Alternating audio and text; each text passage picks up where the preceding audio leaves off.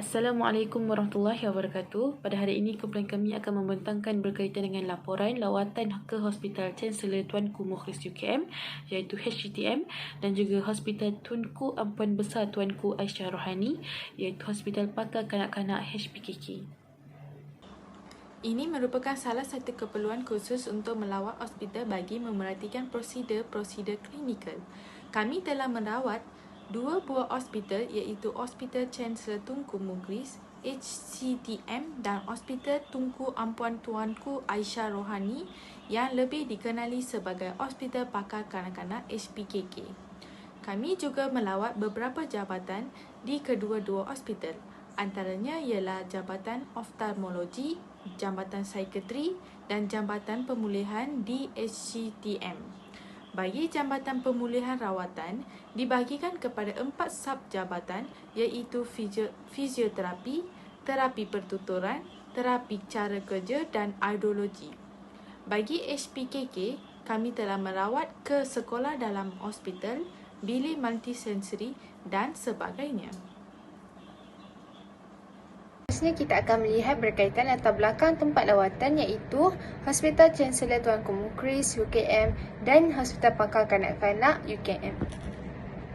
Baiklah, sejarah penubuhan HCTM adalah bermula daripada penubuhan Fakulti Perubatan Universiti Kebangsaan Malaysia pada tahun 1974 di Jalan Pantai Baru Lembah Pantai, lalu dipindahkan ke bangunan kayu kompleks Hospital Kuala Lumpur. Kemudian HKL diisytihar sebagai Hospital Pengajar Fakulti Perubatan UKM pada 27 Februari 1975. Pada tahun 1977, Fakulti Perubatan memiliki bangunan tetap bersebelahan HKL. Pada 2 November 1993, HKM telah dibangunkan oleh UKM yang bertapak di Jalan Yaakob Latif, Bandar Tun Razak Ceras yang dilengkapi dengan pelbagai peralatan canggih dan terkini pada ketika itu. HUKM telah dirasmikan oleh Perdana Menteri ketika itu iaitu Tun Dr. Mahathir Mohamad pada tahun 1998. Hospital Chancellor Tuanku Mukhris adalah merupakan nama baru bagi HUKM. Penamaan tersebut dirasmikan pada 14 Oktober 2014 oleh Duli Yang Maha Mulia Tuanku Mukhris Ibni Almarhum Tuanku Munawir yang juga merupakan Chancellor UKM pada ketika itu, sempena pengiktirafan kecemerlangan Hospital Pengajar bagi Fakulti Perubatan UKM. Visi HCTM ialah Hospital Chancellor Tuanku Mukhris sentiasa bertekad menjadi sebuah hospital pengajar tersohor di dalam memberi perkhidmatan perawatan yang komprehensif serta menyokong penyelidikan dan pendidikan untuk kesejahteraan sejagat. Manakala misinya pula ialah Hospital Chancellor Tuanku Mukhris sentiasa memupuk budaya cemerlang dalam memberi perawatan yang efisien dan berkualiti melalui warga kerja yang terlatih dan kompeten serta memangkin pembelajaran berterusan dan menyokong penyelidikan berimpak tinggi. Manakala berikut merupakan sejarah bagi HPKK. Hospital Tuanku Ampuan Besar Tuanku Aisyah Rohani merupakan hospital pakar kanak-kanak Universiti Kebangsaan Malaysia yang pertama di Malaysia dan juga sebagai hospital pengajar kedua selepas HCTM. Pada tahun 2010, projek pembangunan HPKK telah diluluskan di bawah inisiatif pembiayaan swasta dengan pelibatan Kementerian Pengajian Tinggi, Unit Kerjasama Awam, Swasta, Jabatan Perdana Menteri dan syarikat konsensi yang diperjanjiannya telah ditandatangani pada 22 Ogos 2013. Pada 23 Ogos 2013, Majlis Pecah Tanah diadakan dan dirasmikan oleh Yang Amat Berhormat Perdana Menteri ketika itu, Datuk Seri Najib Tun Razak, dan proses pembinaannya bermula pada 2 Mei 2014. HPKK telah menerima bangunan secara rasmi pada 31 Disember 2020. HPKK dikenali sebagai Hospital Tunku Ampuan Besar Tuanku Aisyah Rohani pada 1 Mac 2022. Pada 15 Mac 2022, HPKK mula dibuka secara berperingkat untuk pengambilan pesakit luar. Berikut merupakan objektif-objektif penubuhan HPKK. Yang pertama adalah HPKK menjadi hospital peneraju dalam perawatan kesihatan kanak-kanak yang mempunyai pelbagai kelengkapan fasiliti dan teknologi rawatan yang semasa sesuai dengan penjagaan kesihatan kanak-kanak pelbagai peringkat usia. Yang kedua pula ialah HPKK menjadi pusat rujukan tertiari pediatrik terkenal di peringkat kebangsaan dan juga antarabangsa. Yang ketiga, HPKK mengukuhkan kelangsungan bekalan tenaga pakar pediatrik pelbagai disiplin untuk keperluan negara pada bila-bila masa sahaja.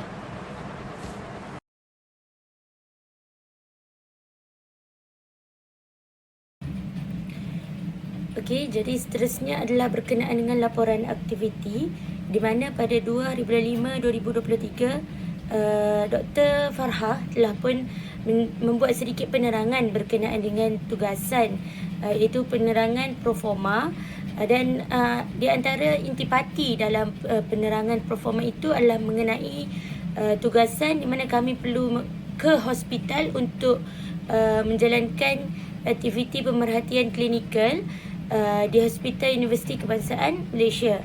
Seterusnya pada 26 hari bulan 5 2023 kami dalam kumpulan yang besar telah melakukan perbincangan dan meneliti beberapa hospital bagi menjalankan tugasan lapangan tersebut. Antara hospital yang telah dipilih ialah Hospital Chancellor Tengku Mukhris dan Hospital Tunku Ampuan Besar Tunku Aisyah Rohani dan Hospital Pakar Kanak-Kanak UKM HPKK.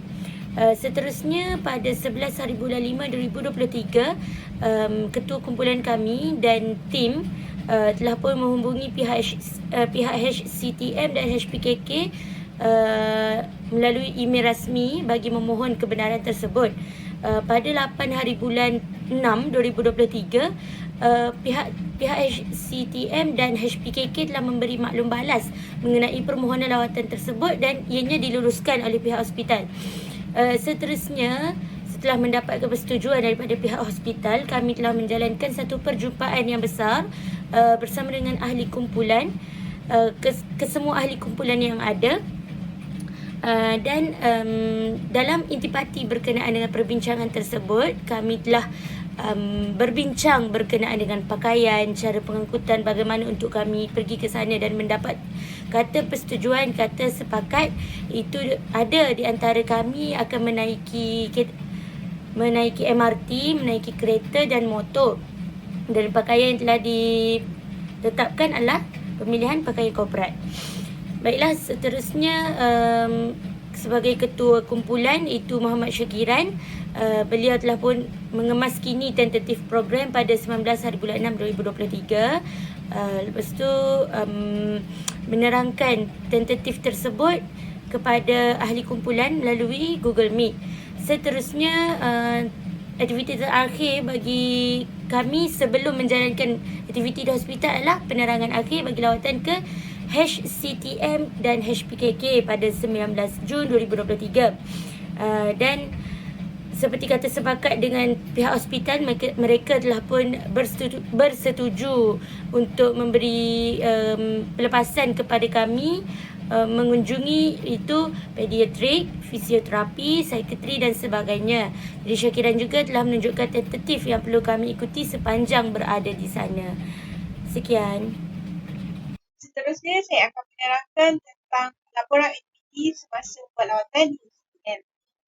Lawatan di HCTM telah berlangsung selama sehari di mana sesi pagi kami buat lawatan ke HCTM dan sesi petang pula di HCTM. Di HCTM, kami telah buat lawatan ke 5 jabatan pemulihan rawatan iaitu fisioterapi, unit prostetik dan ortotik, unit ketuturan, unit audiologi dan unit terapi cara kerja. Di unit fisioterapi, kami telah didedahkan tentang proses pemulihan pesakit yang merangkumi pemulihan pergerakan anggota badan dan kefungsian pesakit. Di unit prostetik dan ortotik pula, kami telah didedahkan dan dibantu dengan penerangan oleh Encik Muhammad Isri tentang perkhidmatan di unit prostetik, dan beliau juga menunjukkan proses dan contoh ortosis yang telah siap kepada kami. Di unit pertuturan pula, kami disambut baik oleh Puan Syahri Sokmo. Beliau menerangkan tentang perkhidmatan yang terdapat di unit pertuturan dan menariknya beliau juga turut mengajar tentang teknik taping yang digunakan untuk merawat masalah gagak. Di unit audiologi pula, kami disambut oleh audiologis Puan Wan Fazlina. Di unit audiologi adalah terhad pada 5 orang sahaja kerana unitnya yang agak kecil dan terhad. So, di situ kami mendapat maklumat tentang perkhidmatan, tentang um, audiologi dan penilaian yang digunakan di unit ini. Dan di unit yang terakhir, cara kerja, kami diberikan tentang kemudahan tentang bagaimana untuk mengembalikan kemampuan pesakit dan menggalakkan pesakit menjalankan aktiviti sehariannya seperti bekerja, bersosial, memandu dan sebagainya. Sesi pertama diteruskan dengan lawatan di HKK. Di HKK kami telah melawat 5 unit iaitu Pusat Perkembangan Kanak-kanak iaitu Children Development Center, Pusat Rehabilitasi dan SCH iaitu Sekolah dan Hospital. Di Pusat Perkembangan Kanak-kanak CDC, ia merupakan CDC pertama yang ditubuhkan untuk memberi keperluan penilaian, diagnosis dan intervensi awal untuk kanak-kanak berkebutuhan khas dan isu perkembangan saraf. Di sini menurut Dr. Nur Aizati, CDC ini adalah tempat di mana kanak-kanak boleh mendapatkan pelbagai khidmat daripada pelbagai subdisiplin. Di sini juga terdapat bilik konsultasi, bilik terapi, bilik psikologi, klinik makanan dan sebagainya yang diletakkan dalam satu tempat. Seterusnya adalah pusat rehabilitasi. Pusat rehabilitasi di SKK mempunyai pelbagai kemudahan yang baru dan canggih di mana terdapat bilik multisensory, bilik sensori motor, bilik terapi tuturan, bilik audiologi, bilik hidroterapi dan bilik rehabilitasi berbagai guna. Di sini kami turut diberi peluang untuk menggunakan dan mencuba bilik-bilik seperti bilik multisensory, bilik sensori motor dan bilik hidroterapi. Dan yang terakhir sekali adalah sekolah dalam hospital. Sekolah dalam hospital ini ditubuhkan untuk memastikan pendidikan dapat diakses oleh semua kanak-kanak tanpa batasan dan keadaan serta menyediakan pendidikan berterusan secara formal. Di sini di HKK terdapat 6 orang guru yang boleh mengajar 2 subjek. Seterusnya saya serahkan kepada rakan pembentang untuk menerangkan laporan aktiviti selepas lawatan. Baiklah, seterusnya saya akan membentangkan berkaitan dengan aktiviti-aktiviti selepas lawatan ke HCTM dan juga HPKK. Terdapat 2 aktiviti sahaja iaitu pulang ke kampus di UKM Bangi dan juga perbincangan kumpulan kami. Bagi pulang ke kampus di UKM Bangi, pelajar mula bergerak pulang dari HCTM pada jam 5.30 petang dengan menggunakan pengangkutan sendiri dan juga pengangkutan awam. Hanya beberapa pelajar sahaja yang menggunakan pengangkutan sendiri, manakala selebihnya menggunakan pengangkutan awam seperti bas dan juga LRT. Bagi mereka yang menggunakan pengangkutan awam, pihak HCTM telah berbaik hati untuk membantu menghantar pelajar ke stesen bas dengan menggunakan van dan juga bagi. Pelajar juga telah selamat pulang ke kampus pada jam 6.30 petang. Bagi aktiviti perbincangan kumpulan kami telah dilaksanakan pada hari Sabtu iaitu 24 Jun 2023 pada jam 9 malam di platform Google Meet. Dan hasil daripada perbincangan dijalankan, kumpulan kami telah membuat pembahagian tugasan iaitu dari segi penyediaan laporan dan juga penyuntingan slide pembentangan. Bagi penyediaan laporan, kami memilih untuk menggunakan aplikasi Microsoft Word, manakala bagi penyuntingan slide pembentangan, kami menggunakan aplikasi Canva kerana ia memudahkan pengeditan dan juga mempunyai reka bentuk slide yang menarik. Seterusnya ialah berdasarkan daripada lawatan telah dikunjungi di HCTM dan HPKK, beberapa refleksi yang boleh dilakukan tentang pemerhatian klinikal yang membantu pemahaman kami terhadap pendidikan murid berkeperluan pendidikan khas MBPK ialah banyak perkhidmatan rawatan yang diberikan oleh pihak hospital kepada pesakit yang memerlukan, khususnya kepada pesakit MBPK, contohnya seperti di Jabatan Pemulihan Rawatan di HCTM. Di dalam jabatan ini terdapat beberapa bahagian atau unit lain seperti unit fisioterapi, unit terapi pertuturan, unit terapi cara kerja, unit audiologi, unit prostetik dan ortotik yang sememangnya sedikit sebanyak berkaitan dengan pendidikan khas. Oleh itu, MBPK perlu menerima rawatan pemulihan yang komprehensif dan berterusan daripada pihak hospital dan juga pakar perubatan supaya dapat membantu perkembangan mereka dari masa ke semasa. Seterusnya, jika kita lihat pada unit fisioterapi, ianya merupakan salah satu unit yang terlibat dalam proses pemulihan pesakit iaitu merangkumi pemulihan pergerakan anggota badan dan kefungsian pesakit termasuklah keadaan anggota yang tidak sempurna dan mencejaskan keupayaannya.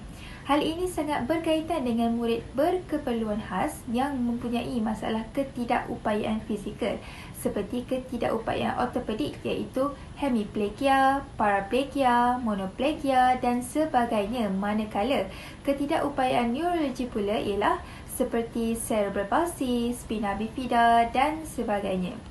Jadi, kaedah rawatan fisioterapi memberi impak kepada pendidikan ketidakupayaan fizikal seperti membantu meningkatkan kemampuan otot-otot MBPK, contohnya seperti motor kasar supaya mereka dapat berjalan, berlari, melompat dengan betul, manakala motor halus pula dapat membantu mereka dari segi menggunting, memegang pensel, mengoyak dan sebagainya.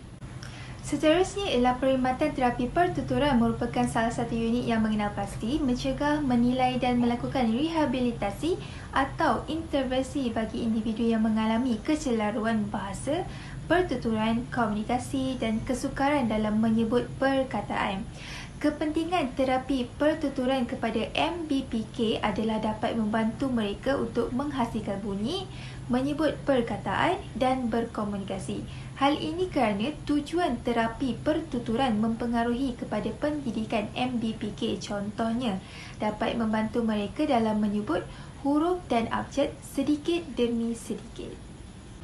Kemudian, berdasarkan pemahaman kami terhadap pemerhatian klinikal DHPKK yang mempengaruhi kepada pendidikan MBPK ialah berkenaan dengan sekolah dalam hospital, iaitu STH, ia juga merupakan salah satu usaha kerajaan dalam membantu kanak-kanak sehingga remaja untuk mendapatkan perkhidmatan pendidikan secara berterusan kepada semua peringkat umur bagi mengelakkan keciciran dan tidak terkecuali kepada murid berkeperluan khas.